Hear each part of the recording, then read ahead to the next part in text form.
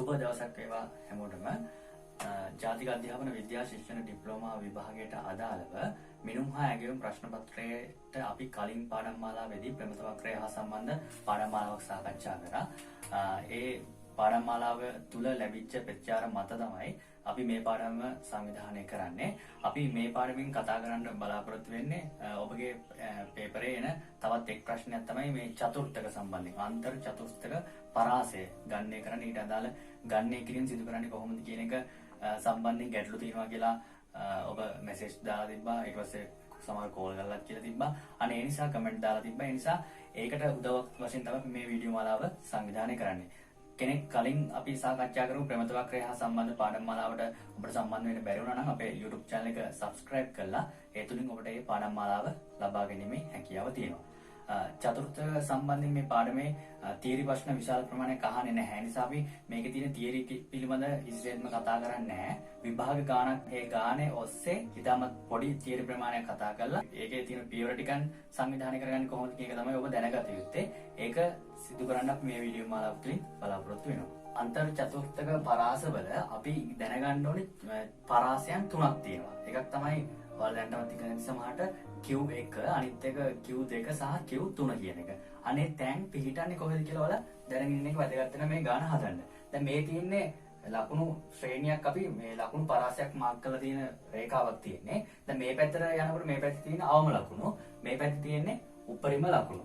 එතකොට ලකුණු ව්‍යාප්තියක් ගත්තට පස්සේ ඒ ලකුණු ව්‍යාප්තියක් නැත්නම් ලකුණු සමූහයක් ආරෝහණ හරි අවරෝහණ ක්‍රමයට හරි අපි මේ සැකසුවාට පස්සේ අඩු ලකුණු 125 වෙන් කරන ලකුණ අපි දුමු අඩු ලකුණු 125 මෙන්න මේ හරියෙන් එහා පැත්ත ටික අඩු ලකුණු ගත්තා ඉන්නේ කියලා. අන්න මේක වෙන් කරන අපි දුමු මෙතෙන් එහා පැත්තේ අඩු ලකුණු ගත්ත සංඛ්‍යාව 125ක් ඉන්නවා. හරිද? ඒ අඩු ලකුණු 25 මේ වෙන් කරන ලකුණ අපි කියනවා පළවෙනි චතුර්ථකය කියලා. අඩු ලකුණු 125 වෙන් කරන ලකුණට අපි කියනවා පළවෙනි චතුර්ථකය. අපි එයා හඳුන්වනවා Q1 කියලා. හරිද? ඒ තමයි ඔන්න පළවෙනි චතුර්ථකය. ඊට පස්සේ අඩු ලකුණු ලැබුව අපි හිතමු මේ හරිය මොනේ 150ක් වෙන් කරොත් එහෙම. මෙතනින් එහා පැත්තේ ලකුණු ලබා ගත්ත කට්ටිය අඩු ලකුණු ලැබුව 150ක්. මෙන්න මේ අඩු ලකුණු 150ක් ගත්ත කට්ටිය මෙතනින් වෙන් කරොත් එහෙම අපි මෙයා හඳුන්වනවා දෙවෙනි චතුර්ථකය කියලා. දෙවෙනි චතුර්ථකය නැත්නම් අපි යට කියනවා Q2 කියලා. හරිද? ඊට පස්සේ මේ ලකුණු ව්‍යාප්තියම දැන් සාමාන්‍යයෙන් අපි මේ විභාගයක් කියලා මේ විභාගයෙන් පාස් කරන්නේ ලකුණු 75න් කියලා ගත්තොත් එහෙම 75න් ඉහළ ගන්න කට්ටිය තමයි විභාගයෙන් පාස් වෙන්නේ. හරි 75න් පහළට ගත්ත සංඛ්‍යාව අපි දුමු ඒ කියන්නේ අසමත් කියලා. එහෙනම් අඩු ලකුණු සංඛ්‍යාවක් තමයි 75න් මේ පැත්තට තියෙන්නේ. එහෙනම් 75න් මෙන්න මේ වගේ තැනක 75 පිටලා තියෙනවනේ 175 මේ වගේ තැනක තියෙනවා නම් මේක අපි හඳුන්වනවා තුන්වෙනි චතුර්ථකය කියලා. 175 කියලා කියන්නේ ඒක අපි හඳුන්වන්නේ තුන්වෙනි චතුර්ථකය කියලා. මේක අපි මාක් කරනවා Q3 කියලා. හරිද? එතකොට අපි චතුර්ථ වර්ග තුනක් ඉගෙන ගන්න. එකක් තමයි පළවෙනි චතුර්ථකය, ඊළඟට දෙවෙනි, ඊට පස්සේ තුන්වෙනි චතුර්ථකය. නැත්නම් අපි නම් Q1, Q2, Q3 කියලා හඳුන්වනවා. මෙන්න මේ Q1 කියලා කියන්නේ 125 කියන එකත්, Q2 කියලා කියන්නේ 150 කියන එකත්, Q3 කියන එක 175 කියන එකත් දැනගත්තා නම් ගාණක් හදාගන්න ප්‍රමාණවත් වෙයි. හරි. 2013-2014 ප්‍රශ්න පත්‍රයේ ප්‍රශ්නාංක 6න් මේ චතුර්ථක සම්බන්ධයෙන් ප්‍රශ්නයක් ඔබට ලබා දීලා තියෙනවා. ප්‍රශ්නේ තියෙන්නේ පහත දැක්වෙන්නේ සාධන පරීක්ෂණයක් සඳහා සිසුන් 50 දෙනෙකු ලබාගත් දල ලකුණු ආශ්‍රිත සංඛ්‍යාත ව්‍යාප්තියක්. හරි. චතුර්ථක සම්බන්ධයෙන් මේ විදිහේ ගාණක් දුන්නොත් එහෙම ඒ ගාණේ අනිවාර්යෙන් ඔයාලට දෙන දත්තයන් දෙකක් තමයි එකක් පන්තිපාන්තරය අනිත් එක සංඛ්‍යාතය. දැන් පන්තිපාන්තරය සහ සංඛ්‍යාතය පිළිබඳ කලින් පාඩම් මාලාවේ කේන්ද්‍රික ප්‍රවණතා මිනුම් පාඩමේදී ඔබ ඉගෙනගෙන තියෙනවා. එතකොට මේ චතුර්ථක සම්බන්ධයෙන් ගාණක් දුන්නොත් එහෙම ඒ ගාණේ අනිවාර්යෙන් එයාලා ලබා දෙන කරුණු දෙකක් තමයි මේ පන්තිපාන්තරය සහ සංඛ්‍යාතය කියලා කියන්නේ. මොකද ඒ ඔස්සේ තමයි මේ ගාණ ඉස්සරහට හදාගෙන යන්න තියෙන්නේ. ඒතර පන්තිපාන්තර සාමාන්‍යයෙන් 6ක් 7ක් පරිමුණත් 9ක් වගේ සංඛ්‍යාවක් මේ ගාණක දෙන්න පුළුවන්. ඊට අදාළ සංඛ්‍යාතයක් දීලා තියෙනවා. දැන් මේකෙත් ඒ විදිහට වගුවක් දීලා තියෙන සමහරට මේ වගුව සිරස් අතට පිහිටන්නත් පුළුවන් සමහරට තිරස් අතට පිහිටන්නත් පුළුවන්. කොහොම තිබ්බත් ඔයා ඒක මේ විදිහට සිරස් අතට වගුවක් ආධාරයට සකස් කරගන්න ඕනේ මේ ගාන විසඳන්න. මේකේ අහනවා ඊට පස්සේ පළවෙනි ප්‍රශ්නෙන් ඉහත සංඛ්‍යාත ව්‍යාප්තියේ සමුච්චිත සංඛ්‍යාත තීරය හා ප්‍රතිශතක සමුච්චිත සංඛ්‍යාත තීරය දක්වන්න. හරි. ගානෙන් ඉල්ලන්නේ චතුර්ථක සම්බන්ධයෙන් ගානක් ඉදිරියට විසඳගෙන යනකොට අවශ්‍ය වන දත්තයන් දෙකක් තමයි මේකෙන් ඉල්ලන්නේ. වගුවෙන් ඉල්ලන ඔයාට ඉහත සංඛ්‍යාත ව්‍යාප්තියේ සමුච්චිත සංඛ්‍යාත තීරය. හරි. එකක් තීරුවක් කියනවා මෙන්න මේ විදියට සමුච්චිත සංඛ්‍යාත තීරය. දැන් මෙතන දීලා තියෙන්නේ ඔයාට ගානේ දීලා තියෙනම ප්‍රශ්නෙට අදාළ වගුව තමයි මෙතන ඇඳලා තියෙන්නේ. එක වෙනසක් මෙතන සිදු කරලා තියෙන එක මොකක්ද කියලා මම තව පොඩ්ඩක් පැහැදිලි කරන්නම්. ඊට පස්සේ තව ඉල්ලනවා සමුච්චිත සංඛ්‍යාත තීරය හා ප්‍රතිශතක සමුච්චිත සංඛ්‍යාත තීරය දක්වන්න කියලා. දෙවෙනි ප්‍රශ්නෙන් අහනවා 25 වෙනි ප්‍රතිශතකය එහෙම නැත්නම් P25 සහ 75 වන ප්‍රතිශතකය P75ට හිමි ලකුණ ගණනය කරන්න කියලා තියෙනවා. අනිත් එක අන්තර් චතුර්ථක පරාසය ගණනය කරන්න. අනිත් එක 80ට ඉහළ ලකුණු ලැබූ ශිෂ්‍ය ප්‍රතිශතය හොයන්න කියලා. චතුර්ථක සම්බන්ධයෙන් ගාණක් විසඳනකොට ඒ ගාණට අදාළ අපි වගුවක් නිර්මාණය කරගන්න ඕනේ. ඒ වගුවට මේ ආකාරයෙන් කොටස් 5ක් ඇතුළත් කරන්න ඕනේ. පළවෙනි එක තමයි පන්තිපාන්තරය. ඊට පන්තිපාන්තරයෙන් පස්සේ අපි දාන්න ඕනේ අනිවාර්යයෙන්ම සැබෑ සීමාව. සැබෑ සීමාව කියලා කියන්නේ මේක සැබෑ සීමාවට අදාළ කතාව ගොඩක් දිග කතාවක්. ඒක කාල වේලාව යන නිසා මම ඒක සඳහන් කරන්නේ නැහැ. මොකද සැබෑ සීමාව ගන්න කරන විදිහ ආකාරය ඔයාලට මේවට දිගනන තියෙනවා. සැබෑ සීමාව කියලා කියන්නේ අපි දැන් පන්තිපාන්තරයක් ගත්තට පස්සේ මේ පන්තිපාන්තරය කියලා කියන්නේ දැන් පන්තියේ ලකුණු ව්‍යාප්තිය ගත්තොත් එහෙම මේක නම් දැන් දාලා තියෙන 80 84. ඒ කියන්නේ 80 80ත් 84ත් අතර ලකුණු ලැබූ සිසුන් සංඛ්‍යාවක් ඉන්නවා. සිසුන් 3 දෙනෙක් ඉන්නවා. හරිද? ඊට පස්සේ 75ත් 79ත් අතර ලකුණු ලැබූ ශිෂ්‍ය සංඛ්‍යාව 5ක් ඉන්නවා. අන්න ඒ වගේ විදියට මේ අපිට අර ගණනය කරන්න පහසුට නැත්නම් විශ්ලේෂණය කරන්න පහසුට තමයි මේ පන්තිපාන්තර විදියට දාලා ඊට අදාළ සංඛ්‍යාතයන් දාලා තියෙන්නේ. හරිද? එතකොට මෙන්න මේ 80 84 අතර මේ ළමයි 3 දෙනෙක් ඉන්නවා කියන කතාව සාධාරණව පෙන්눔 කරන්න තමයි අපි සැබෑ සීමාවක් ගන්නෙ. මෙන්න පන්තිපාන්තරේ තියෙන සීමාව අපිට ඒකෙන් සැබෑ සීමාවක් නිරූපණය කරන්නේ නැහැ. ඒක තවදුරටත් අර විශ්ලේෂණාත්මක පැහැදිලි කරන්න ඕන නිසා තමයි අපි සැබෑ සීමාවක් ගන්නෙ. හරි. ඒකට අදාළ තව තීර කොටස් ගොඩක් තියෙනවා. ඒක මම පැහැදිලි කරන්නේ නැහැ. සැබෑ සීමාව ගන්නකොට සැබෑ සීමාවේ කොටස් දෙකක් තියෙනවා. එකක් තමයි සීමාවන් දෙකක් තියෙනවා. එකක් පහළ සීමාව, අනිත් එක ඉහළ සීමාව. පහළ සීමාව ගන්නකොට හැම වෙලෙම මේ තියෙන පන්තිපාන්තරයෙන් අපි 0.5ක් අඩු කරනවා. සැබෑ සීමාවේ පහළ සීමාව ගණනය කරනකොට පන්තිපාන්තරයේ තියෙන මේ පැත්තේ තියෙන පන්තිපාන්තරයේ අඩු ලකුණෙන් අන්නත අඩු පන්තිපාන්තරයෙන් මේ 1.5ක් අඩු කරනවා. ඉහළ සීමාව ගණනය කරන්න මෙන්න මේකට තව 0.5ක් එකතු වෙනවා. දැන් මෙතන තියෙන්නේ 80 80න් 0.5ක් අඩුනොත් එහෙම පහළ සීමාව වලපත් වෙනවා 79.5. මෙතන තියෙන 84 84ට අපි 0.5ක් එකතු කරන්න ඕනේ. ඉහළ සීමාව වෙනකොට වැඩි වෙනවා, පහළ සීමාව වෙනකොට අඩු වෙනවා. ඒතර මෙතන ඉහළ සීමාව හදන්න නම් 80ට 0.5ක් එකතු කරන්න ඕනේ. තව එක උදාහරණයක් ගත්තොත් මෙතන තියෙන 75 75ත් 79ත් අතර තමයි පරාසය පිළිහිලා තියෙන්නේ. 75 පහළ සීමාව හදන්න 0.5ක් 75න් අඩු කරන්න ඕනේ. ඉහළ සීමාව හදන්න 79ට 0.5ක් එකතු කරන්න ඕනේ. එතකොට එන්නේ 74.5යි අනිත් එක 79.5යි. ඒ විදිහ තමයි සැබෑ සීමාවන් ටික ගොඩනගා ගන්න. තව කරුණක් මතක් කරන්න ඕනේ මේ විදිහට දැන් දත්තරික පන්තිපාන්තරයක් විදිහට මේ විදිහට දීලා තිබෙන්නේ නැති වුණොත් ඔයා සමහරට තිරස් අතර දීලා තිබ්බොත් එහෙම අපි පන්තිපාන්තරයක ලියාගන්නේ මේ පන්තිපාන්තරේ වැඩි අගයන් ටික උඩට එන විදිහට අඩු අගයන් ටික යට එන විදිහට තමයි ලියාගන්න. දැන් මේ පන්තිපාන්තරේ 80 84 තමයි ඉහළින් පිළිලා තියෙන්නේ. යටින් පිළිලා තියෙන්නේ 40 44 කියන පන්තිපාන්තරය. ඒ විදිහට සකසගත්තොත් තමයි අපිට ගාන හදන්න ලේසි වෙන්නේ. ඒ පන්තිපාන්තරයට අදාළ අනිවාර්යෙන් මේකට අදාළ සංඛ්‍යාතයෙන්ම එතන අදාළ තැනින් ලියා ගන්න ඕනේ. එහෙම නැතුනොත් එහෙම ගාන වරදින්න පුළුවන්. හරි. ඊට පස්සේ මේ විදිහට හදාගත්තට පස්සේ මේක අපිට මෙන්න මේ පන්තිපාන්තරයයි සංඛ්‍යාත තීරය අනිවාර්යෙන් ප්‍රශ්නේ දෙනවා. සැබෑ සීමාව අපි හොයාගන්න ඕනේ.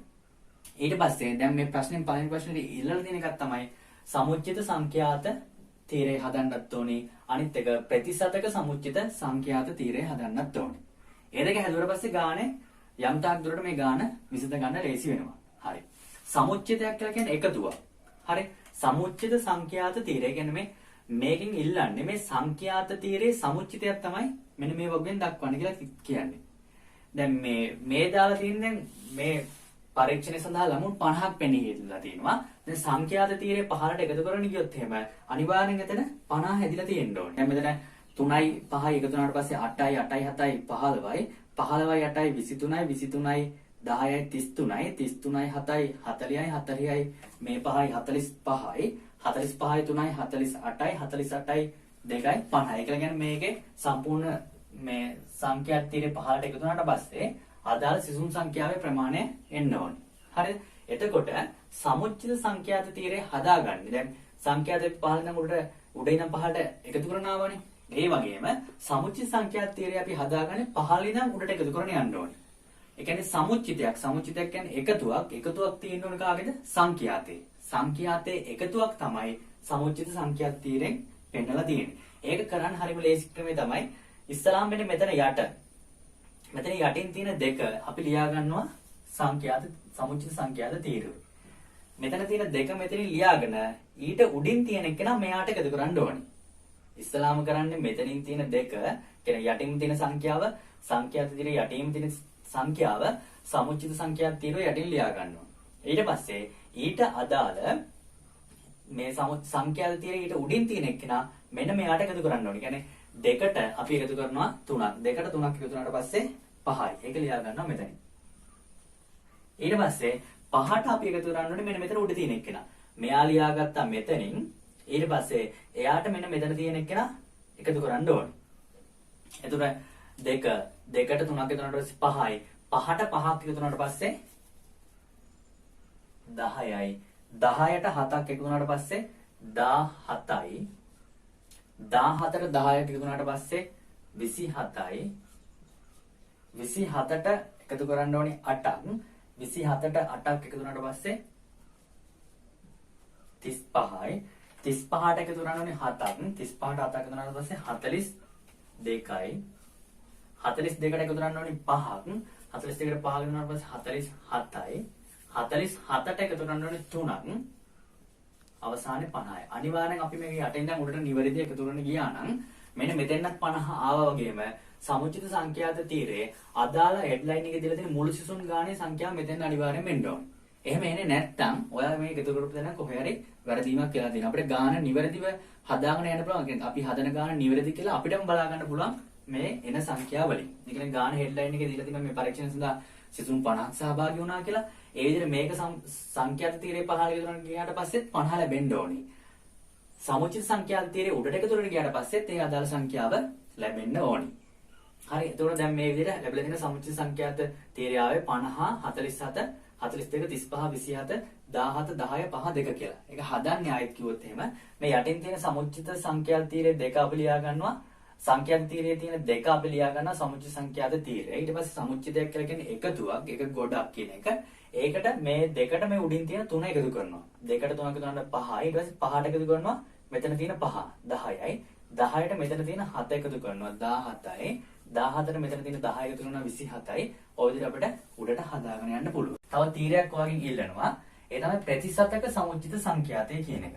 හරි. මේකත් හදන්න මම ලේසි ක්‍රමයක් කියලා දෙන්නම්. ඒක අනුගමනය කරොත් එහෙම අර වැඩි කාල වේලාවක් ගන්නේ නැතුව මේ ප්‍රශ්නේ විසඳ ගන්න පුළුවන්. එතකොට දැන් මේ පරීක්ෂණය සඳහා මේ දැන් තියෙන සමුච්චිත සංඛ්‍යාත තීරය අපි හදාගත්තා. ඒ කියන්නේ සමුච්චිතයක් කියලා කියන්නේ මෙන්න මේ ප්‍රතිපාන්තර වලට අදාළව සංඛ්‍යාත එකතු කරලා සමුච්චිතයක් එකතුවක් වෙච්ච ගාන තමයි මේ තීරයෙන් පෙන්නලා තියෙන්නේ. දැන් අහන්නේ මෙන්න මේ තීරුවට අදාළව සහ මේ පරීක්ෂණයට පෙනී හිටිය ළමයි සංඛ්‍යාවත් එකතු කරලා මේකේ ඉන්න මේ සමුච්චිත සංඛ්‍යාතයේ ප්‍රතිශතයක් ඉල්ලන්නේ. හරිද? එතකොට තමයි මේ පරීක්ෂණය සඳහා පෙනී හිටිය ළමුන් 50ක්. ළමුන් 50ක් පෙනී හිටියා. ඒ පෙනී හිටිය ළමුන් 50ගෙන් මෙන්න මේ අපි ගන්න ඉස්සලාම මේ අර 80 84 කියන පන්තිපාන්තරය දාලා මේක හදන්නේ. ළමුන් 50ක් පෙනී හිටියා. ළමුන් 50ගෙන් මෙතන සමුච්චිත වෙලා තියෙන පළවෙනි පන්තිපාන්තරයට අදාළව 50ක් ඉන්නවා සමුච්චිත සංඛ්‍යාතය. ඒ සමුච්චිත සංඛ්‍යාතය අපි උඩට දාගන්නවා. ප්‍රතිශතයක් හොයන්න ඕන නිසා මේක අපි 100ෙන් ගුණ කරනවා. දැන් ගුණ කරනකොට මේ 50ට මේ 50 කැපිලා යනවා. ඉතුරු වෙන්නේ කීයද? 100යි.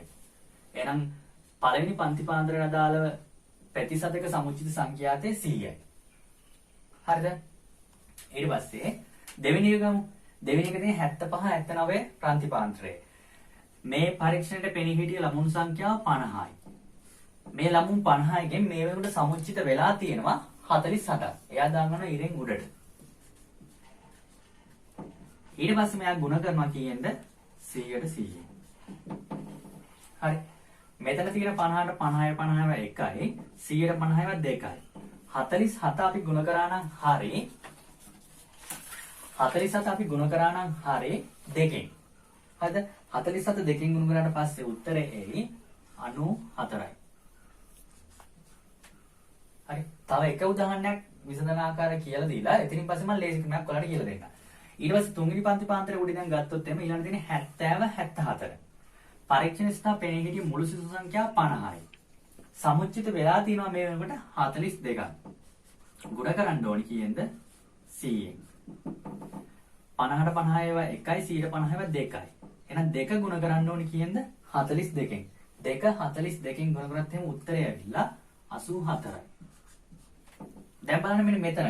මේක දැන් මෙතනින් එහාට එක විසඳන්න ඔයා මේ විදිහට ලිලියා මේ සුළු කරන්න ඕනේ නැහැ. මෙතන ලේසි ක්‍රමයක් තියෙනවා. මේ හැම එකේම යටට එන්නේ 50. ගුණ කරන්න වෙන්නේ 100ට 100ෙන්. දැන් 50ට 50 ඒවා 1යි 100ට 50 ඒවා 2යි.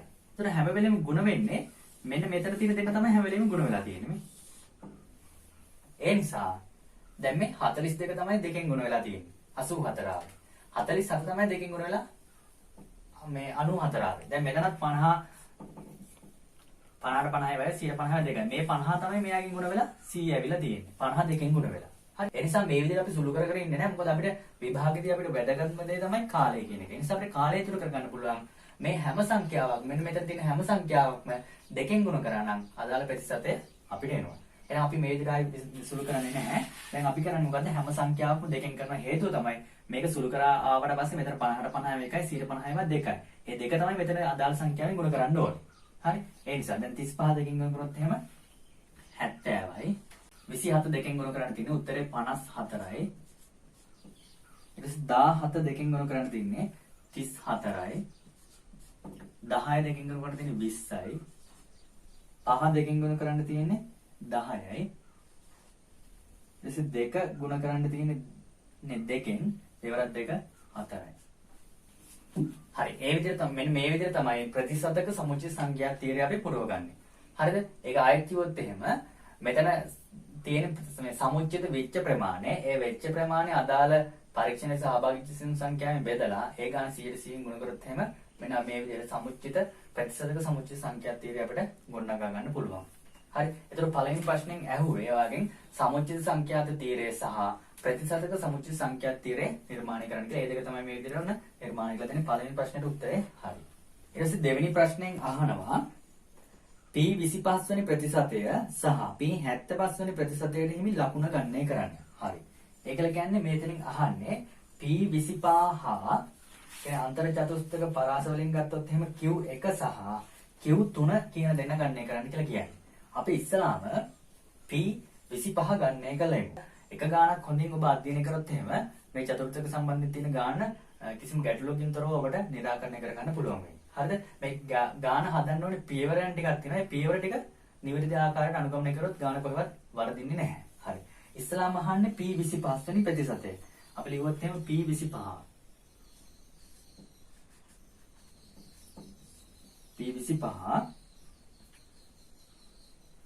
අපි ලියනවා 25 වෙනි ප්‍රතිශතකය ගණනය කිරීම. හරිද? එතකොට 25 වෙනි ප්‍රතිශතකය ගණනය කරන්න නම් මෙතනින් කියන්නේ ප්‍රතිශතයක් ගණනය කරන්න කියලා. ඒතර මේ සමුච්චය සංඛ්‍යාත තීරය ගත්තට පස්සේ මේ සමුච්චය සංඛ්‍යාත තීරේ තියෙන කොටස් දෙක හොඳට දැනගන්න ඕනේ. මෙන්න මේ පැත්තේ මෙන්න මේ පන්තිපාන්තර සීමාවයි සැබෑ සීමාවයි මේ දෙකේම තියෙන්නේ සිසුන් ලබාගත් ලකුණු සංඛ්‍යාව. මොකක් හරි පරීක්ෂණයක් කරපෙන හිටියනම් ඒ පරීක්ෂණයෙන් ළමුන් ලබාගත් ලකුණු තමයි මෙන්න මේ සැබෑ සීමාවෙන් සහ පන්තිපාන්තරයෙන් නිරූපණය කරන්නේ. මෙන්න මෙතන තියෙන ප්‍රතිශතක සමුච්චය සංඛ්‍යාත තීරෙන් තියෙන්නේ ඒ පන්තිපාන්තර වලට අදාළ ගත්ත ප්‍රතිශතය. හරිද? يعني මෙන්න මේ තීරුවේ තියෙන ප්‍රතිශතක.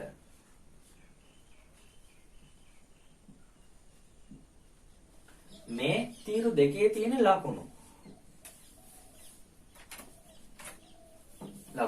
එන මේ පැති දෙක හොඳට අවබෝධ කරගෙන තියෙන්න ඕනේ මේ ගාන හදාගන්න. මොකද නැත්නම් මේ පැති දෙක පිළිබඳ හොඳ අවබෝධයක් තිබෙන්නේ නැත්නම් ගාන පැටලෙන්න පුළුවන්. ඒ නිසා හොඳට මතක තියාගන්න.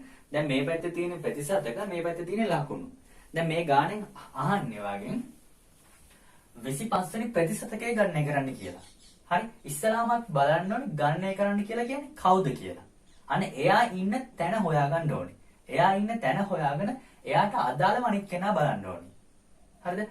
25 වෙනි ප්‍රතිශතකයේ ගණනය කරන්න කිව්වොත් එහෙම අපි ගිහිල්ලා මෙන්න මේ ප්‍රතිශතක තීරේ ප්‍රතිශතක සමුච්චය සංඛ්‍යාවේ තියෙන තීරුවෙන් අපි බලනවා මෙන්න මේ 25 කියන කෙනා කොහෙද ඉන්නේ කියලා. සමහරට බලනකොට අර ප්‍රමිත වක්‍රය විදිහට තමයි ඒ විදිහටම තියෙන එතන 25 කියන සංඛ්‍යාව තියෙන්නේ බෑ. තියෙන එකක් නැති වෙයි. එහෙම වුණොත් අපි එයාට අදාළ ආසන්නෙන් යන සංඛ්‍යා දෙකක් ගන්නවා.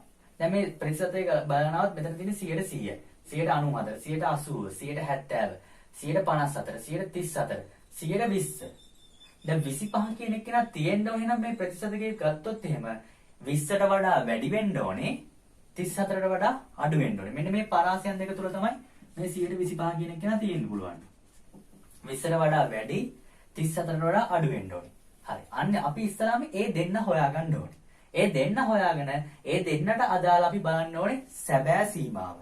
සැබෑ සීමාව බලනකොට හොඳට මතක තියාගන්න සැබෑ සීමාවේ අපේ කොහේ හරි ගානක සැබෑ සීමාවක් මේ අදාළ කරගෙන අපේ ගානක් හදන්න තියෙනවා නම් අපි සැබෑ සීමාවේ දැන් අගයක් දෙකක් තියෙනවා. ඒ කියන්නේ පහළ සීමාව සහ ඉහළ සීමාව. ගණනය කිරීමේදී අපි යොදාගන්නේ අනිවාර්යයෙන්ම සැබෑ සීමාවේ තියෙන මෙන්න මේ පැත්තේ තියෙන ඉහළ සීමාව. හරිද? එතකොට දැන් අපි 25 කියන එක ඉන්නේ එක්ක 20යි 34යි අතර.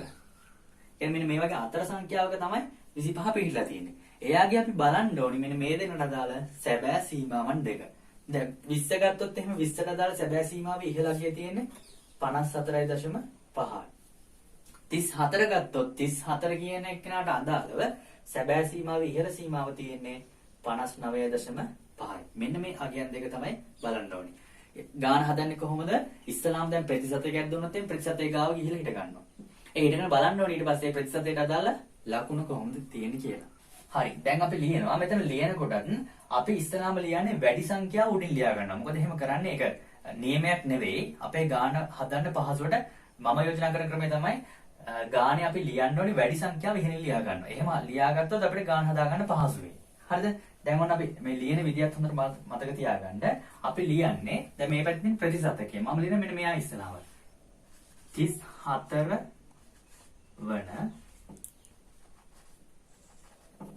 වන ප්‍රතිශතකය. 34 වන ප්‍රතිශතකය ලියලා සමාන ලකුණ දාලා මම මේ 34 ප්‍රතිශතකයට අදාළ ලකුණ ලියා ගන්නවා මේ පැත්තෙන්. ලකුණේ ගන්න මොන ලකුණද? සැබෑ සීමාව. සැබෑ සීමාව ගන්න මොකද්ද? ඉහළ සීමාව. 34ට අදාළ ඉහළ සීමාව තමයි කීයද? 59.5යි. ඊට පස්සේ මම ලියා ගන්නවා 20 වන ප්‍රතිශතකය. 20 වෙනි ප්‍රතිශතකයට අදාළ සැබෑ සීමාවේ ඉහළ සීමාවේ අගය තමයි 54.5යි. හරිද? මේ දෙක දැන් ලියා ගන්න විදිහ ගැටලුවක් නැහැ, පැහැදිලි ඇති. ප්‍රතිශතකයේ පැත්තෙන් බලලා ප්‍රතිශතකයට අදාළව ඒ දෙන්න පිළිටන්නේ කොහෙද කියලා ඉස්සලම හොයාගන්න. ඊට පස්සේ ඒ දෙන්නට අදාළ ප්‍රතිශතකය ලියාගෙන ඊට අදාළ ලකුණු ලියා ගන්න. දැන් මෙතන ගත්තොත් මේ පැත්තේ තියෙන්නේ දැන් ප්‍රතිශතක. මේ සමාන ලකුණේ මේ පැත්තේ තියෙන ප්‍රතිශතක. මේ පැත්තෙන් මම දාන්නේ ලකුණු. සමාන ලකුණෙන් අනිත් පැත්තේ තියෙන ලකුණු. හරිද? මේ පැත්තේ සම්පූර්ණ යන ප්‍රතිශතකත් එක්ක මේ පැත්තේ යන්නේ ලකුණුත් එක්ක. එහෙම ගියොත් එහෙනම් ගාන පැටලෙන්නේ නැහැ, නිවැරදිව හදා ගන්න පුළුවන්. දැන් මෙතන මම තව ක්‍රමයක් මම ඔයාලට උපක්‍රමයක් විදිහට කිව්වා. අනිවාර්යෙන් ලියනකොට වැඩි ප්‍රතිශතයේ උඩින් ලියා ගන්න. දැන් මේකෙත් ප්‍රතිශතයේ වැඩි එක්කන උඩින් තියෙන ප්‍රතිශතයේ අඩු එක්කන යටින් තියෙන්නේ. හරි. එහෙම ලියලා මෙතන තියෙන ප්‍රතිශතක 34යි, මෙතන තියෙන්නේ 20යි. මෙතන තියෙනවා ඊට අදාළ ලකුණු එකක් 59.5යි 54.5යි. අපි මේකේ මේ ප්‍රතිශතක වල තියෙන වෙනසක් අපි ඒක හොයාගන්න ඕනේ. එහෙනම් මේ ප්‍රතිශතක මෙතන වෙනස ඇවිල්ලා 34න් 20ක් කල කරොත් එහෙනම් මෙතන උත්තරේ ඉන්නේ 14ක්. එහෙනම් මෙතන වෙනසක් තියෙනවා ප්‍රතිශතක 14ක. එහෙනම් අපි ඒක ලියනවා ප්‍රතිශතක වෙනස. ප්‍රතිශතක වෙනස. ප්‍රතිශතක වෙනස තියෙනවා කියන්නේ 14ක්. එහෙනම් ප්‍රතිශතක වෙනස 14කට. මේ දෙන්න ප්‍රතිශතක වෙනස 14කට මෙතන ලකුණු වෙනස අපි ගන්න ඕනේ. ලකුණු දෙන්නගේ වෙනස. මෙතන 14 ගත්තේ මේ 30 මේ 20 අඩු කරලා. ලකුණු වෙනස ගන්නේ මේ 59.5න් අඩු කරන්න ඕනේ 54.5. එහෙනම් ලකුණු වෙනස ලියන ලකුණු ප්‍රතිශතක 14ට ලකුණු වෙනස ඇවිල්ලා කීයද? ලකුණු වෙනස ඇවිල්ලා 5යි. ඒ කියන්නේ 59.5න් 54.5 කරුණට පස්සේ වෙනස එනවා 5ක් කියලා. හරිද? දැන් පැහැදිලි ඇති. මෙන්න මේ තියෙන ප්‍රතිශත දෙක අතර වෙනස ගත්තා. ලකුණු දෙක අතර වෙනස ගත්තා. හරි. ඊට පස්සේ දැන් අපි බලනවා දැන් අපිට හොයන්න කියන්නේ 25. හරිද? 25 තමයි අපිට හොයන්න කියන්නේ. හැබැයි අපි 25 හොයන්න මෙතන තියෙන්නේ 20යි 34යි. අපි 25 නම් හොයන්න තියෙන්නේ අපි ඉස්සරහම යනවා මෙන්න මේ යට තියෙන එක්කෙනා ගාවට. හරි? යට ඉන්න එක්කෙනා ගාවට. එහෙනම් ප්‍රතිශතක වල දෙන්නගෙන් අඩු එක්කෙනා ගාවට යනවා. එතෙන්ට ගිහිලා අපි බලන්න ඕනි. මෙයාගෙන් අහනවා අපි දැන් අපිට හොයන්න තියෙන්නේ 25. අපිට 25 හොයන්න තියෙනවා අපි මෙයාගෙන් අහනවා තව ඔයාට 25 වෙන්න කීයක් ඕනේද කියලා. හරි? දැන් 20න් ඇහුවොත් එහෙම කියයි ඔයාට 25 වෙන්න තව කීයක් ඕනේද කියලා ඇහුවොත් එහෙම මෙයා කිය මට තව 20 25 වෙන්න 5ක් අඩුයි කියලා. එහෙනම් මෙයාට ප්‍රතිශතක තව 5ක් අඩුයි. කීය වෙන්නද? 25 වෙන්න. 25 වෙන්න තව ප්‍රතිශතක 5ක් අඩුයි. එහෙනම් අපි ලියනවා අපි එයත් ලියා ගන්නවා. ප්‍රතිශතක වෙනස 5කට ප්‍රතිශතක වෙනස 5කට අපි ලියා ගන්න ඕනේ ලකුණු වෙනස. හරි. දැන් මෙතන නම් අපි හොයාගත්ත ප්‍රතිශතක 20 ගාවට ගිහලා ආවට පස්සේ තව 20 නම් 25 වෙන්න තව 5ක් අඩුයි. එහෙනම් මෙන්න මේ 20 නම් තව 5ක් මේ පැත්තට එකතු වුණාට පස්සේ තමයි මෙතන තව 5ක් එකතු වුණාට පස්සේ තමයි මෙන්න මේ වගේ තැනකදී 25 හැදෙන්නේ. හරි. ඒක අපි ලියාගත්ත ප්‍රතිශතක වෙනස 5කට. ලකුණු වෙනස අපි හොයා ගන්න ඕනේ. හරි. ඒ ලකුණු වෙනස හොයාගත්තොත් අපිට P25 කියන එක නා හොයා ගන්න පුළුවන්. දැන් මෙතන ප්‍රතිශතක වෙනස 14කට ලකුණු වෙනස 5යි නම් අපිට හොයා ගන්න ඕනේ ප්‍රතිශතක 5කට ලකුණු වෙනස කීයද කියලා. හරිද? ඒක හොයන්න දැන් ප්‍රතිශතක 14කට ලකුණු වෙනස 5යි නම් අපි 5 බෙදනවා 14යි. මෙන්න මෙතන තියෙන 5 බෙදනවා මෙන්න මෙතන තියෙන 14යි. එයා ගුණ කරනවා අපි කීයෙන්ද? 5න්. අනේ එහෙම ගුණ කරත් එහෙම අපිට ඒ ලකුණු වෙනස මෙන්න මෙතෙන් කීයද කියලා. ආයෙත් කියොත් එහෙම ප්‍රතිශතක වෙනස 14කට ලකුණු වෙනස 5යි නම් ප්‍රතිශතක වෙනස 14කට ලකුණු වෙනස 5යි නම් ප්‍රතිශතක 5කට ලකුණු වෙනස කීයද කියලා තමයි අපි හොයන්න ඕනේ. හරිද? එතකොට මෙන්න මෙතන තියෙන 5 බෙදනවා මෙන්න මෙතන තියෙන 14ෙන්. බෙදලා අපිට හොයන්න ඕනේ කෙනාව ගුණ කරනවා.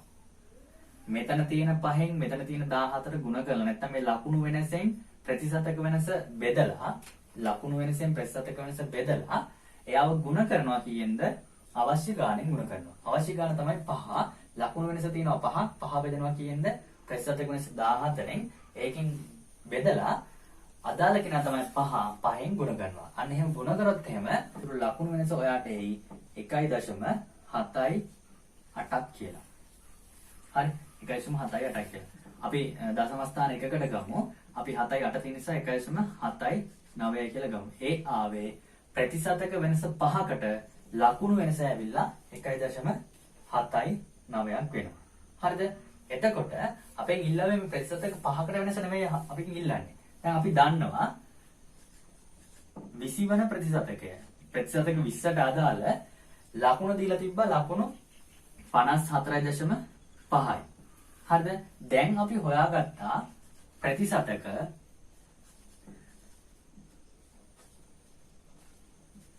ප්‍රතිශතක 5කට අදාළව ප්‍රතිශතක 5කට අදාළව ලකුණු වෙනස ආවා කීයද? 1.79. හරිද? දැන් මේ දෙන මෙතන එකතු කරොත් මේ 20 මේ 5 එකතු කරොත් එහෙම එතනයි ප්‍රතිශතක 25කට. එහෙනම් ප්‍රතිශතක 25 කියලා ඔයගෙන් අහන්නේ P25. P25. එහෙම නැත්නම් අපිට ඔබ ලියන්න පුළුවන් 25 වෙනි ප්‍රතිශතකය කියලා.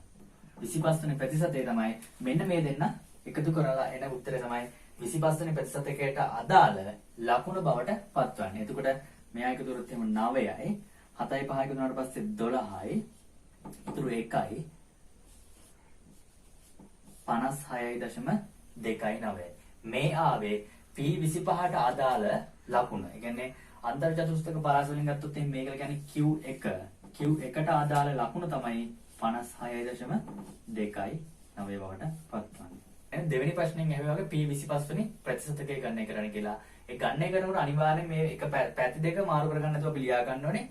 මේ පැත්තේ ප්‍රතිශතය ලියාගත්තා මේ පැත්තේ ලකුණු ලියාගත්තා. ඊට පස්සේ ඉස්සරහම බලන්න දැන් මෙතන දීලා තිබ්බ ප්‍රතිශතයක්. ඒ නිසා අපි ප්‍රතිශතයක් දුන්නොත් එහෙම මෙතනත් අපි බලන්නේ ඉස්සරහම ප්‍රතිශතක පැත්තෙන්. ප්‍රතිශතක පැත්තෙන් බලලා අදාළ ප්‍රතිශතක දෙක අපි හොයාගෙන ඊට අදාළ ලකුණ මේ පැත්තට බලන්න ඕනේ.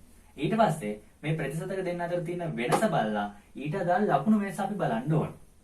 ලකුණු වෙනස බලලා බැලුවට පස්සේ මෙන්න මේ ලකුණු වෙනස බලලා ලකුණු නිසා බලන්න මතක තියාගන්න ඕන අනිවාර්යයෙන්ම. මෙතන තියෙන යටින් තියෙන ප්‍රතිශතක එක්කනට තව කීයක් එකතු වුණාට පස්සේද හැදෙන කියන එක මෙතන ප්‍රතිශතකේ බලා ගන්න පුළුවන්. අන්න ඒ විදිහට ගත්තට පස්සේ අපිට එනවා P25 නැත්නම් අන්තර් චතුස්තක පරාස වල Q1 අහලා තිබ්බේ අපෙන් 56.29. තව කොටසක් අහනවා 75ට හිමි නැත්නම් අපි කියනවා අන්තර් චතුස්තක පරාස වල Q3ට හිමි ලකුණ ගණනය කරන්න කියලා. කියන්නේ 75ට හිමි ලකුණ ගණනය කරන්න කියලා. හරි. ඒකත් අර කලින් කරපු විදිහටම තමයි ගණනය කරන්න තියෙන්නේ. අපි ලියා ගන්නවා P75. P75 එහෙම නැත්නම් අපි ලියන්න පුළුවන් 75 වෙනි. අපි ලියනවා P75 එහෙම නැත්නම් 75 වන ප්‍රතිශතකය ගණනය කිරීම. හරි. මේකෙත් අර විදිහට තමයි කරන්නේ. ඉස්සලාම් ප්‍රතිශතකයක් ගණනය කරන්න තියෙන්නේ. ප්‍රතිශතකයක් ගණනය කරන්න තියෙනවා අපි ඉස්සලාම් බලන්න ඕනේ ප්‍රතිශතක පැත්තෙන්. හරි. ප්‍රතිශතක පැත්තෙන් බලලා ඊට අදාළ ලකුණු බලන්න ඕනේ. දැන් මේ වගෝඩ කියොත් එහෙම අපි හොයාගන්න ඕනේ 75 කොහෙද තියෙන්නේ කියලා. සමුච්චිත ප්‍රතිශතක සමුච්චිත සංඛ්‍යාත තීරේ 75 මේ පළවෙනි පන්ති පාන්තරයට දාලා තියෙන 100යි. ඊට පස්සේ දෙවෙනි පන්ති පාන්තරයට දාලා තියෙන 94යි. තුන්වෙනි පන්ති පාන්තරයට දාලා තියෙන්නේ 84. හතරවෙනි පන්ති පාන්තරයට දාලා තියෙන්නේ 70. හරිද? දැන් අපෙන් අහන්නේ 75. එහෙනම් 75 පිළිටනවනම් පිළිටන්න ඕනේ. මෙන්න මෙතන තියෙන 70යි මෙන්න මෙතන තියෙන 80යි අතර. හරි 70 80 අතර තමයි 75 වෙනි ප්‍රතිශතකයේ පිළිටන්න ඕනේ. හරි. දැන් ඒ විදිහට අපි මේ ප්‍රතිශතක දෙකක් හොයාගෙන ඒ දෙන්නට අදාළ ලකුණු සීමාව බලන්න ඕනේ. ලකුණු සීමාව බලනකොට බලන්නේ සැබෑ සීමාවෙන්. සැබෑ සීමාවෙන් බලන්නේ පහළ සීමාව නෙවෙයි. ඒ දෙන්නට අදාළ ඉහළ සීමාව තමයි බලන්නේ. දැන් මෙතන ගත්තොත් 70ට අදාළ ඉහළ සීමාව තියෙනවා 69.5ක්. 84ට අදාළ ඉහළ සීමාව තියෙනවා 74.5ක්. ඒ දෙන්න හොයාගෙන අපි ඒ දෙන්න ලියා ගන්නවා. ලියා ගන්න අනිවාර්යෙන් එක පැත්තක අපි මේ ලියා ගන්න ප්‍රතිශතය අනිත් සමාන ලකුණෙන් අනිත් පැත්ත ලියා ගන්නවා ලකුණු සංඛ්‍යාව ඊට අදාළ. මේක අපි ලියුවොත් එහෙම 84 වන 84 වෙනි ප්‍රතිශතක නැත්නම් අපිට එක එක වචන ලියන්න පුළුවන් 84 වෙනි ප්‍රතිශතක තරාව ওই විදිහට දැන් මේක තරා පරිපාට කරලා නැති කියන්නේ. ඒ 84 වෙනි ප්‍රතිශතක තරාව ওই විදිහට අපිට ලියන්න පුළුවන්. දැන් මම ලියන්නේ 84 වෙනි ප්‍රතිශතකය කියලා. හරි. ප්‍රතිශතක 84ට අදාළව ලකුණ මෙතන දීලා තියෙනවා. ලකුණ ඇවිල්ලා 74.5යි. ගාන හදන්න ලේසි හැම වෙලෙම මේ විදිහට පටිපාට දෙකක් තියෙන තරහ දෙකක් තියෙනකොට ඒකෙන් වැඩිම ප්‍රතිශතකය අපි උඩට ලියා ගන්නවා. අඩු ප්‍රතිශතය ඊට යටින් ලියා ගන්නවා. දැන් අපි ලියන ඊළඟ එක්කන තමයි 70 වෙනි ප්‍රතිශතකයේ එතන ඇවිල්ලා තියෙන්නේ. ඊට අදාළ ලකුණු සීමාව ඉහළ සීමාව 69.5යි.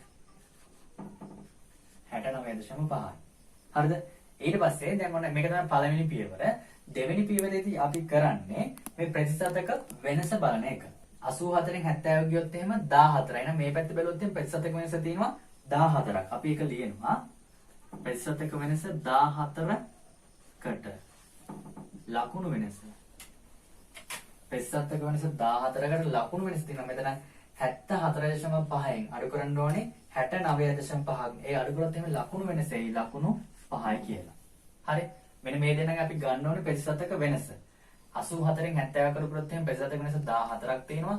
74.5න් 69.5ක් අඩු කරොත් එහෙම ලකුණු වෙනස 5ක් තියෙනවා. හරිද? ඊට පස්සේ අපි බලනවා මෙන්න මෙතෙන් ගිහිල්ලා යට එක්කනට අඩු ප්‍රතිශතකයේ ගාවට ගිහිල්ලා බලනවා මෙන්න මේ 75 වෙන්න 75 වෙන්න තව ප්‍රතිශතක කීයක් අඩුයිද කියලා.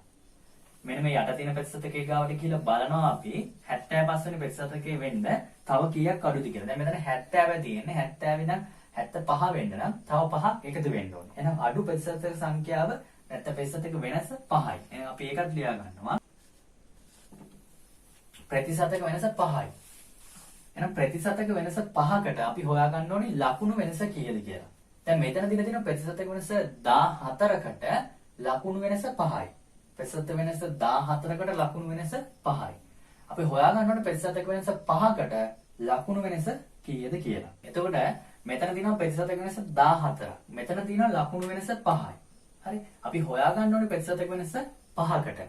දැන් මෙතන තියෙන ලකුණු වෙනස 5 ප්‍රතිශතක වෙනසෙන් බෙදුවට පස්සේ බෙදලා ලකුණු වෙනස ප්‍රතිශතක වෙනසෙන් බෙදලා අපිට ඕනි එක්කෙනාගෙන් ගුණ කරොත් එහෙම ඕනි කෙනා තමයි ප්‍රතිශතක වෙනස 5කට බලන්න ගුණ කරොත් එහෙම මෙන්න ප්‍රතිශතක 14කට ලකුණු වෙනස 5යි නම් අපි 5 බෙදනවා 14යි. ඊට පස්සේ ලකුණු වෙනස 5කට හොයාගන්න නම් එයා ගුණ කරනවා ආයෙත් 5යි. එහෙනම් 5 බෙදුවොත් එහෙම 14. මේක තමයි කලින් ප්‍රශ්නෙත් අපි හැදුවේ. 5 14න් මෙතන 5න් ගුණ කරොත් එහෙනම් අපේ උත්තරේ ආවේ කලින් මුත් 1.785 කියලා. වටේලා ගත්තොත් එහෙනම් 1.79ක් බවට පත් වෙනවා. මෙතන ලකුණු වෙනස එයි 1.79 කියලා. හරිද? ඒක ගත්තේ ප්‍රතිශතක 14කට ලකුණු වෙනස 5යි නම් අපිට හොයාගන්න ඕනේ ප්‍රතිශතක 5කට. එහෙම නැත්නම් 5 බෙදෙනවා 14න් ගුණ කරනවා අවශ්‍ය කෙනාගෙන්. අවශ්‍ය කෙනා තමයි ලකුණු 5. නැත්නම් ප්‍රතිශතක 5. ඒ ගුණ කරාට පස්සේ ලකුණු වල වෙනස අපිට හොයාගන්න පුළුවන්. ලකුණු වෙනස ආව 1.79 කියලා. හරි. දැන් මෙතන අපිට ඕනි දැන් මෙතන ගත්තොත් 70 වෙනි ප්‍රතිශතකයේ අපිට මෙතන ඇවිල්ලා තියෙනවා. මේ ප්‍රතිශතකයට අදාළ ලකුණු සංඛ්‍යාව 69.5යි. දැන් අපි හොයාගත්තා ප්‍රතිශතක වෙනස 5කට ලකුණු සංඛ්‍යාව. එහෙනම් මේකට පස්වන ප්‍රතිශතකය. පස්වන ප්‍රතිශතකයට ආපු ලකුණු සංඛ්‍යාව 1.79යි. දැන් මේ දෙන මෙතන එකතු කරොත් එහෙම එනවා P75. එහෙම නැත්නම් අපිට ලියන්න පුළුවන් 75 වන ප්‍රතිශතකය. එහෙම නැත්නම් අපිට තව ලියන්න පුළුවන් Q3. එයා මේ දෙන මෙතන එකතු වුණාට පස්සේ උත්තරේ තමයි 71.29. ඒ තමයි 75 වෙනි ප්‍රතිශතකයට අදාළ ලකුණ බවට පත් වෙන්නේ. නැත්නම් අපි කියන P75 සමානයි 71.29. නැත්නම් Q3 ඇවිල්ලා 71.29. ඒ ප්‍රශ්නේ තුන්වෙනි ප්‍රශ්නෙන් අහන්නේ අන්තර චතුර්ථක පරාසය හොයන්න කියලා. හරිද? දැන් අන්තර චතුර්ථක පරාසය හොයන්න අපි ගණන් ගණනය කරපුවෝ ඒ අගයන් දෙකක් කරන තමයි මේ පරාසය අපිට ගණනය කරන්න තියෙන්නේ. දැන් අපි මෙතන දැන් චතුර්ථක පරාසය කියලා ඇහුවොත් අපි චතුර්ථක 3 දෙනෙක් දන්නවා. ඒ 3 දෙනාගේ ඉහළ සීමාවයි පහළ සීමාවයි අතර වෙනස තමයි චතුර්ථක පරාසය කියලා කියන්නේ. මේ කැලේ අතරලා චතුර්ථක පරාසය කියලා කිව්වොත් එහෙම ඉහළ සීමාවෙන් ඒ කියන්නේ Q75න් අපි 75 Q3න් අනිත් එක මේ P3න් පහළ සීමාවට අපිට ආවේ P25. එයා අපි කියනවා Q1 කියලා. එහෙනම් Q3න් Q1 අඩු කරොත් එහෙම එන්නේ චතුර්ථක පරාසය. අපෙන් අහන්නේ අන්තර චතුර්ථක පරාසය. අන්තර චතුර්ථක පරාසය හොයන්න නම් Q3න් Q1 අඩු කරලා මෙයා බෙදන්න ඕනේ දෙකෙන්. දෙකෙන් බෙදුවට පස්සේ තමයි එන්නේ මොකද්ද? අන්තර චතුර්ථක පරාසය. දැන් චතුර්ථක පරාසය කියලා ඇහුවොත් එහෙම අපි දෙකෙන් බෙදන්නේ නැහැ. චතුර්ථක පරාසය කිව්වොත් චතුර්ථක දෙන්න අතර තියෙන වෙනස. Q3න් Q1 අඩු කරන්න ඕනේ. ඒ කියන්නේ මෙතන Q3 කියලා කියන්නේ අපි හොයාගත්ත P75. මෙතන Q1 කියලා කියන්නේ අපි හොයාගත්ත P25. ඒක හොයාගෙන අපි බෙදන්න ඕනේ කියන්නේ දෙකෙන්. දෙකෙන් බෙදන්නේ අන්තර චතුර්ථක පරාසය හොයන්න. දැන් ඒකට කලින් අපි ඒ ගණන් දෙක හොයලා තියෙන්නේ Q3 අපිට ආවා 71.29. ඊට පස්සේ Q1 අපිට ආවා 56.29. බෙදන්න ඕනේ මේ දෙන්නම කාගෙන්ද මේ දෙන්න සුළු කරලා නැත්නම් වෙනස හොයාගෙන දෙකෙන්. දැන් 71.29 56.29ක් ආවට බෙදුවට අඩු කරාට පස්සේ උත්තරේ එනවා 15ක්. 15 අපි බෙදනවා දෙකෙන්. තවදුරටත් සුළු කරොත් එහෙනම් උත්තරේ එයි 7.5 කියලා. ඒක තමයි මේ ප්‍රශ්නේ තුන්වෙනි කොටසෙන් ඔයාගෙන් අහලා තිබ්බේ. ඊළඟ ප්‍රශ්නේ ඔයාගෙන් අහන්නේ 80ට ඉහළ ලකුණු ලැබූ ශිෂ්‍ය ප්‍රතිශතය සොයන්න කියලා. හරි. දැන් අපි මේ P25 සහ P50 P75 ගණනය කරනකොට අපෙන් අහන්නේ මේ දෙකේම තියෙන ප්‍රතිශතය. ප්‍රතිශතයක් දීලා තියෙනවා අපෙන් අහනවා ලකුණු කීයද කියලා. දැන් මේ ප්‍රශ්نين අහන්නේ අනිත් පැත්ත. මේකේ අහන්නේ 80ට ඉහළ ලකුණු ලැබූ ශිෂ්‍ය ප්‍රතිශතය කීයද කියලා. දැන් 80ට ඉහළ ලකුණු ලැබූ කට්ටිය ඉන්නේ මෙන්න මේ පන්තිපාන්තරයේ සහ සැබෑ සීමාවේ තමයි මම කලින් කිව්වා ලකුණු තියෙන්නේ. මෙන්න මෙයාගේ තමයි තියෙන්නේ ප්‍රතිශතය තියෙන්නේ. හරි දැන් 80ට ඉහළ කිව්වොත් දැන් මේ පන්තිපාන්තරය ගත්තොත් එimhe 80 84 ප්‍රතිපාන්තරය තමයි එහෙනම් මෙතන තමයි 80 පිටලා තියෙන්නේ. දැන් මේ සැබෑ සීමාව ගත්තොත් සැබෑ සීමාව මෙතන අගයන් දෙකක් සැබෑ සීමාවෙත් අපි ගන්නවනේ 80ට වඩා වැඩියෙන් කොහෙද ඉන්නේ කියලා. දැන් මේ සැබෑ සීමාවේ ගත්තොත් එහෙම මේ ප්‍රතිපාන්තරය නෙමෙයි අපිට අයිති වෙන්නේ. සැබෑ සීමාව ගත්තොත් එහෙම මෙන්න මේ තියෙන ප්‍රතිපාන්තරය තමයි අයිති වෙන්නේ. මොකද ප්‍රතිපාන්තර සීමාවේ නෙමෙයි සැබෑ සීමාවෙන් අපි බලනකොට බලන්නේ සැබෑ සීමාවේ තියෙන ඉහළ සීමාව. ඉහළ සීමාවේ 80ට වඩා ගන්නවා නම් එහෙනම් අපි 79.5 ඉඳලා 84.5 වෙනකන් තමයි බලන්න ඕනේ. දැන් කලින් ප්‍රතිශතක ගානක් දුන්නාට පස්සේ අපි බැලුවේ ප්‍රතිශතක පැත්තේ ඉඳගෙන ලකුණු පැත්ත බැලුවා. දැන් අපෙන් ඉල්ලන්නේ ලකුණක් අහන්න. ප්‍රශ්නෙන් අහන කෙනා කවුද? ඒ කෙනාගේ පැත්තේ ඉඳගෙන තමයි අනිත් පැත්ත බලන්න ඕනේ. හරි.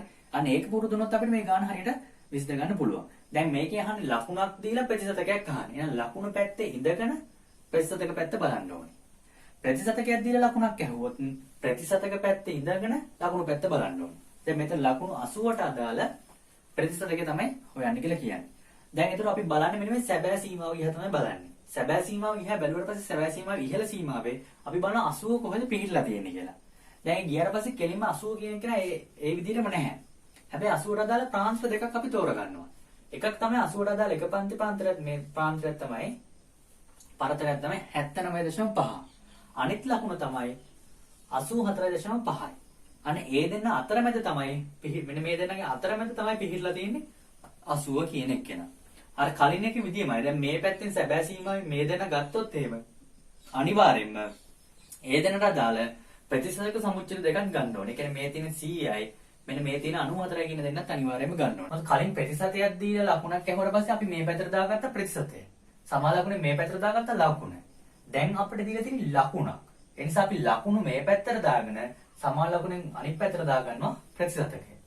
හරිද? ප්‍රශ්නේ ඉල්ලන කෙනා ඉස්සලා පැත්තේ ලියා ගන්නවා. හරි. එහෙම කරොත් එහෙනම් ප්‍රශ්නේ කොතනවත් පැටලෙන්නේ නැහැ. මේ නිවැරදි ආකාරයට හදාගන්න ඔයාලට පහසු වෙයි. හරි. අපි ලියුවොත් එහෙම ලකුණක් දුන්නත් අපි ඒක දාන්නේ PR කියලා. PR 80. ලකුණු 80 ප්‍රතිශතකයේ ගණනය කිරීම. ලකුණු 80ට අදාළ ප්‍රතිශතකයේ ගණනය කරනකොට අපි ඉස්සලාම ලියාගන්නේ ලකුණු. ලකුණු ලියා ගන්නකොට ඔයා අනිවාර්යෙන් සැලකිලිමත් වෙන්න ලකුණු වලත් අනිවාර්යෙන්ම වැඩි ලකුණ උඩින් ලියා ගන්න. මොකද එහෙම කරොත් එහෙනම් ඔයාලට ගාන හදන්න පහසුයි. හරිද? දැන් ලකුණු වල ගත්තොත් එහෙනම් වැඩි ලකුණු තියෙන්නේ 84.5. අනිත් ලකුණ තමයි අපි ගත්ත ලකුණු 79.5. හරිද? ඊට පස්සේ මේකට අදාළ අපි අනිත් පැත්තෙන් ලියා ගන්නවා ප්‍රතිශතකය. දැන් 84.5ට අදාළ ප්‍රතිශතකය තමයි ඇවිල්ලා 100යි. 100ට 100යි ප්‍රතිශතකය. මෙතන 79.5ට අදාළ ප්‍රතිශතකය තියෙනවා කීයද? 94යි. 94යි. හරිද? මෙතන නම් අපිට ප්‍රතිශතක ලකුණ දාගන්න පුළුවන්. ලකුණ දාගත්ත කෙනෙක් තුනක් කියලා ප්‍රශ්නයක් වෙන්නේ නැහැ.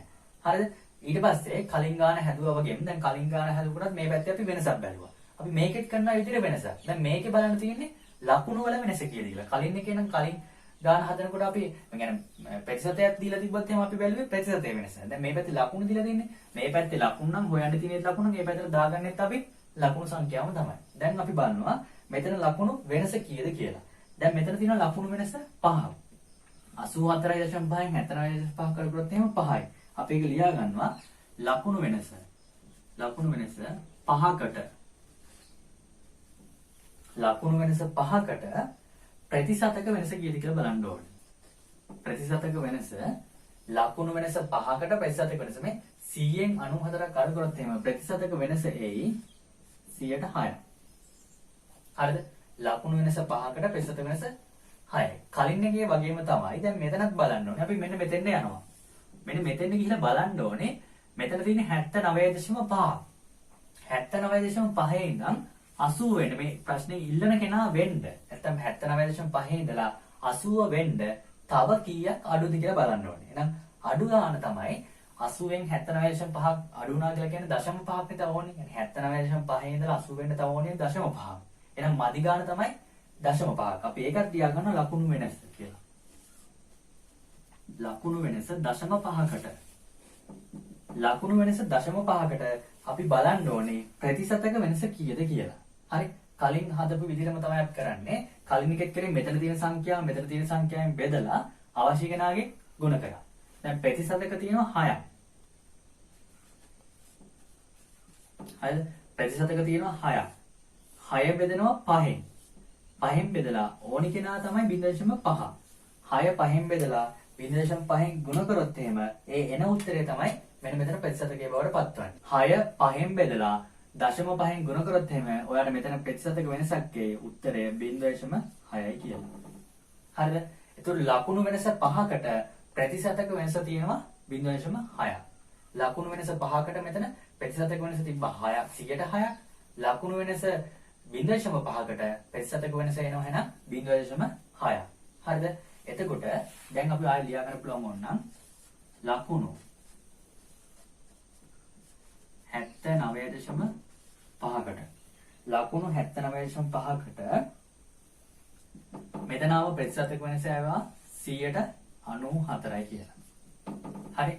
අපෙන් ඉල්ලන්නේ කාටද ලකුණු 80කට.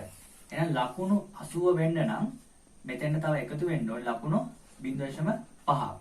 ලකුණු 0.5කට අදාළ ප්‍රතිශතය අපි හොයාගත්තා 0.6යි කියලා. හරිද? එතන ඒ නිසා එම නිසා ලකුණු 80කට එහෙම නැත්නම් අපිට ලියන්න බලමු PR 80 කියලා. ප්‍රතිශතකේ එනවා 94.6. හරිද? දැන් ලකුණු 80කට ප්‍රතිශතකය ආවා කියද 94.6. ඒකයි. මේ අපි හොයාගත්තේ ලකුණු 80ට අදාළ ප්‍රතිශතය කීයද කියලා. හැබැයි ප්‍රශ්නෙන් ඔයාගෙන් ඇහුවේ ලකුණු 80ට ඉහළ ලකුණු ලැබුව ශිෂ්‍ය ප්‍රතිශතය කීයද කියලා.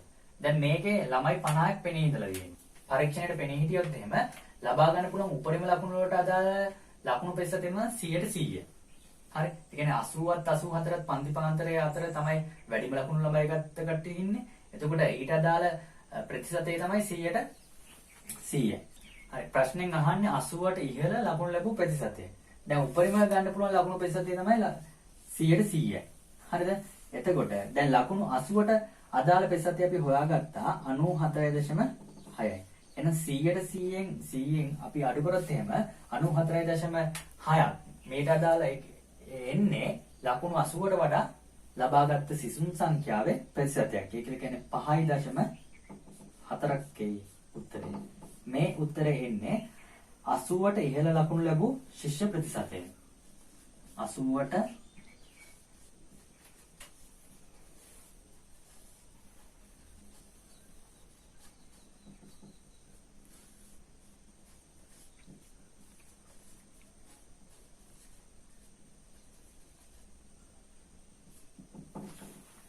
මේනේ 80ට ඉහළ ලකුණු ලැබුව ශිෂ්‍ය ප්‍රතිශතය තමයි එනම් 5.4 බවට පත් වෙනවා. 80න් ඉහළ ලකුණු ලබාගත් සිසුන් සංඛ්‍යාවය ප්‍රතිශතයක් විදිහට පෙන්වන්න කරාට පස්සේ ඒ එන උත්තරේ තමයි මෙන්න මේකෙන් ඇහුවේ. ඒතකොට 2013 2014 ප්‍රශ්න පත්‍රයේ පළවෙනි ප්‍රශ්නේ වාගෙන් ඇහුවේ මෙන්න මේ වගුව සම්පූර්ණ කරන්න කියලා. අපි අනිවාර්යෙන් මේ චතුර්ථක ගානක් තිබ්බොත් එහෙම වගුවක් ගහ ගන්න ඕනේ. ඒ වගුවේ තීර දෙකක් සම්පූර්ණ කරන තමයි දුන්නේ. ඒ කියන්නේ සමුච්චය සංඛ්‍යාත තීරයයි ප්‍රතිශතක සමුච්චය සංඛ්‍යාත තීරයයි. ඊට පස්සේ අපෙන් ඇහුවා Q1 ගන්න කරන්න. P25 ගන්න කරන්න කොහොමද කියලා. ඊට පස්සේ මේ ප්‍රශ්නේම ඇහුවා P75 ගන්න කරන්න. ඊට පස්සේ ප්‍රශ්නයක් අහලා තිබ්බා PR80 කියන්නේ ලකුණක් දීලා ඊට අදාළ ප්‍රතිශතය ගන්න කරන්න. දැන් චතුර්ථක සම්බන්ධයෙන් ප්‍රශ්නයක් ඇහුවොත් එහෙනම් ප්‍රශ්නේ සාමාන්‍යයෙන් අහන පියවරයන් ටික ඔන්න ඔය විදිහට තමයි තියෙන්නේ. ප්‍රශ්නේ හැදෙන්නේ ඔය විදිහට. එක්ක අනිවාර්යෙන් අන්තර් චතුස්තක පරාසය කෙලින්ම අහන්නත් පුළුවන්. එහෙම නැත්නම් අපිට P25 හරි P75 හරි P50 හරි ගන්න කරන්න දීලා ඊට පස්සේ ඒකෙන් අහන්න පුළුවන් අනිවාර්යෙන් අන්තර් චතුස්තක පරාසය. දැන් චතුර්ථක පරාසය කියලා ඇහුවොත් එහෙම අපි හදන්නේ Q3ෙන් Q1 අඩු කරනවා. අන්තර් චතුස්තක පරාසය කියලා කිව්වොත් එහෙම අනිවාර්යෙන් යාව දෙකෙන් බෙදන්න ඕනේ. ඒ එන උත්තරේ තමයි අන්තර් චතුස්තක පරාසය බවට පත් වෙන්නේ. තව ඔක ගැටලුවක් දෙනවා නම් දෙන්න පුළුවන් ලකුණක් දීලා ඒ ලකුණට අදාළ ප්‍රතිශතය අපෙන් අහන්න පුළුවන්. දැන් P25 P50 P75 කියන තුන් දෙනාම ප්‍රතිශතක වලින් තියෙන්නේ. ඊට ඒකේ අනිත් පැත්ත තමයි අපිට මෙන්න මේ පැත්තේ තියෙන ලකුණක් දීලා ඒ ලකුණට අදාළ ප්‍රතිශතය හොයන්න දෙන්න පුළුවන්. අන්න එහෙම දුන්නොත් තමයි ඒක හදන විදිහ තමයි අපි මේ තුන්වෙනි ප්‍රශ්නයට අදාළව මේ සාකච්ඡා කරේ. හරිද? මේ ගාන හොඳින් ඔබ තව එකපාරක් නෙමෙයි දෙපාරක් විතර හොඳින් අධ්‍යයනය කරොත් එහෙම මේ චතුර්ථක සම්බන්ධයෙන් තියෙන ගැටලු निराකරණය කරගන්න පුළුවන්. මොකද මෙතෙක් තාක්කල් ආපු ප්‍රශ්න ඇවිල්ලා තියෙන ඔක්කොම එකම විදියකට. මේ තියෙන එකම මොඩල් එකකට තමයි ඇදලා තියෙන්නේ. කොහෙන් හරි මෙන්න මේ ගන්නේ ක්‍රීන් ටික ගන්නේ කරන්න තමයි තියෙන්නේ. ඒ නිසා මේක එක ගානක් හදන විදිය දැනගත්තොත් හොඳටම පුළුවන් අනිත් ගණන් ටික